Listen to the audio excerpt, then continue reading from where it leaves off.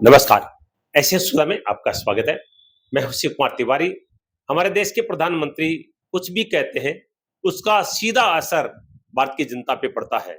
कल मोदी जी ने देशवासियों से भारत की अर्थव्यवस्था को मजबूत करने के लिए, क्योंकि आप सब जानते हैं पश्चिम एशिया के युद्ध संकट के बाद में जो है वो आर्थिक मजबूती बहुत ही जरूरी है। और निवेदन मोदी जी ने 3 किए हैं मुख्य रूप से। एक तो 1 वर्ष तक देशवासियों से सोना नहीं खरीदने का निवेदन किया है। साथ में पेट्रोल और डीजल बचाने का निवेदन किया है। विदेश यात्रा कम करने का निवेदन किया है। और यह भी कहा है कि वर्तमान जो पश्चिम एशिया का संकट है, कोविड के बाद में ये सबसे गंभीर संकट माना गया है। और आप जानते भी देश की जो मुद्रा है वो तेजी से गिरती जा रही है। और इन घोषणाओं का सबसे बड़ा असर सराफा बाजार में देखने को मिल रहा है। सराफा बाजार में खलबली नजर आ रही है, क्योंकि 1 वर्ष तक सोना नहीं खरीदने का निवेदन प्रधानमंत्री जी ने किया है। मैं सुजानगढ़ के एसएन ज्वेलर्स में हूं, जहां पर मेरे साथ हर्ष जी और पवन जी सोनी है। उनसे बातचीत करेंगे कि मोदी जी की बात का असर सराफा बाजार में, खासतौर से सुजानगढ़ में, किस तरह से देखा जा रहा है। हर्ष जी, बहुत बहुत स्वागत आपका। मोदी जी ने जो निवेदन किए हैं लोगों से, निवेदन किया गया है, तो क्या मानते हैं इस निवेदन का क्या प्रभाव सराफा बाजार पे नजर आ रहा है? नमस्कार।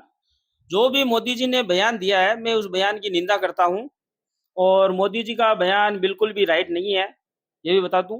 क्योंकि मोदी जी के बयान को 1 दिन हुए, 1 दिन के अंदर ही 30% व्यापार है वो गिर गया है, जी। 1 दिन के अंदर। अब 1 साल है, 1 साल में तो देखो व्यापार की क्या हालत होगी, मेरे हिसाब से तो बहुत ज़्यादा खराब हो सकती है। जी। भारत के अंदर करोड़ों व्यापारी है, करोड़ों व्यापारी के अंदर करोड़ों कारीगर है।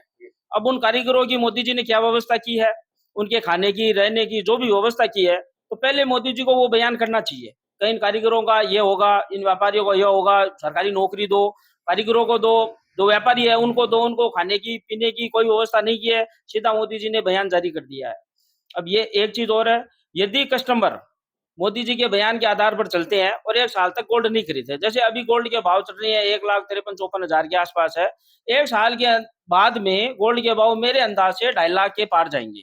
वो अगर नहीं खरीदेंगे तो उसके हिसाब से तो सोना सस्ता होना चाहिए, महंगा कैसे हो जाएगा? नहीं, ये इंटरनेशनल है, मोदी जी के हाथ में नहीं है। जो अमेरिका और है, वो लॉकडाउन था, पूरा देश बंद था, लगभग उस समय मेरे हिसाब से भाव थे 40,000 रुपए के। 40,000 से नीचे ही था, 35-40 के बीच में था।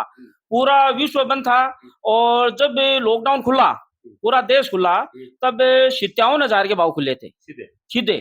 जबकि पूरा बाजार बंद था, पूरा विश्व ही बंद था। यानी 20,000 रुपए की, 20,000 की मतलब हो गई लगभग 70-80% उसमें प्लस आया था। मायना रखता है गोल्ड के अंदर, वो चीज़ है। तो यही बात है, जैसे 1 साल के अंदर बाई चांस गोल्ड नहीं खरीदे, चलो कोई बात नहीं है, तो उसके बाद में गोल्ड खरीदने के लायक रहेंगे भी नहीं कस्टमर, क्योंकि भाव 2.5 लाख के जाएँगे।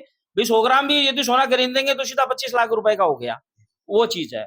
और लखनऊ के अंदर अभी है, जो आंदोलन की शुरुआत होने को है और हो भी गई है।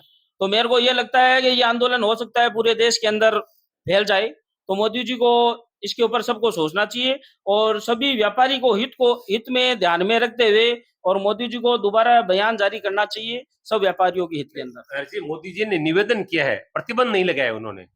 नहीं, उनका निवेदन और प्रतिबंध सब एक ही होता है, जो मोदी जी कहते हैं पूरी जनता मानती है। क्या पवन जी, आप क्या कहेंगे?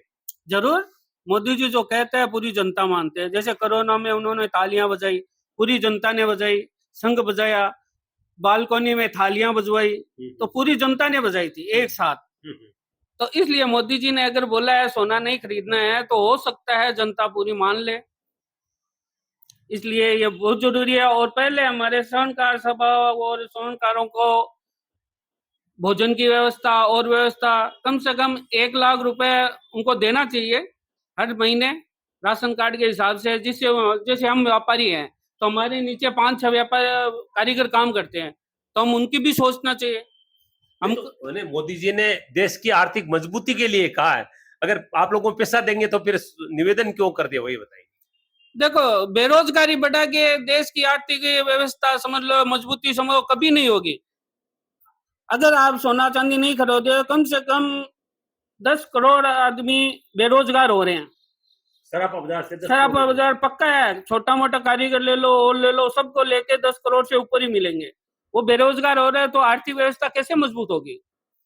जी। साथ में उसकी व्यवस्था करो पहले। तो आप सुन रहे हैं, देखिए सुजानगढ़ के बाजार में ये कह रहे हैं कि राजस्थान में पहले दिन 25-30% जो है सराफा बाजार गिर चुका है। एक मैं निवेदन मोदी जी से जरूर कहूंगा, उन्होंने पेट्रोल डीजल बचाने का निवेदन किया है, विदेश यात्रा, साथ में एक और निवेदन किया है, कोविड में जैसे वर्क टू होम वाला सिस्टम था, उन्होंने कहा कि कंपनियों को अपने कर्मचारियों को घर पे काम करवाना चाहिए ताकि लोग गाड़ियां लेकर ऑफिस तक नहीं जाए, पेट्रोल डीजल बचे। लेकिन अगर रियल में सरकार पेट्रोल डीजल को लेकर गंभीर है तो जिस तरह से बिजली बचाने के लिए सोलर पर सब्सिडी दी जा रही है, सरकार को ईवी जो बाइक खरीदे, चाहे वो दुपहिया हो, 4 पहिया वाहन हो, उस पर बड़ी सब्सिडी देनी चाहिए और उनका प्रमोशन करना चाहिए। सरकार ऐसा नहीं कर रही है। तो मेरा निवेदन है कि अगर रियल में आप, क्योंकि जो पश्चिम एशिया का संकट है मुख्य रूप से पेट्रोल गैस का संकट है, तो अगर सरकार डीजल पेट्रोल बचाना चाहती है तो इलेक्ट्रिक जो वाहन है उनको सस्ता करके लोगों को ये कहे कि आप जो है वो इलेक्ट्रॉनिक वाहन खरीदे, तब मुझे लगेगा कि मोदी जी निश्चित रूप से पेट्रोल डीजल बचाने के लिए गंभीर है। फिलहाल आज हमने सुजानगढ़ के सराफा बाजार से बातचीत की, उन्होंने कहा कि ये बड़ा संकट है और अगर 1 साल तक लोगों ने सोना नहीं खरीदेगा तो सराफा बाजार बर्बाद हो जाएगा। 10 करोड़ लोग इस व्यवसाय से जुड़े हैं, वो भूखे मर जाएंगे। ऐसे सुलह के लिए मैं शिव कुमार तिवारी, अपने सहयोगी विवेक तिवारी के साथ आप सबका धन्यवाद। नमस्कार।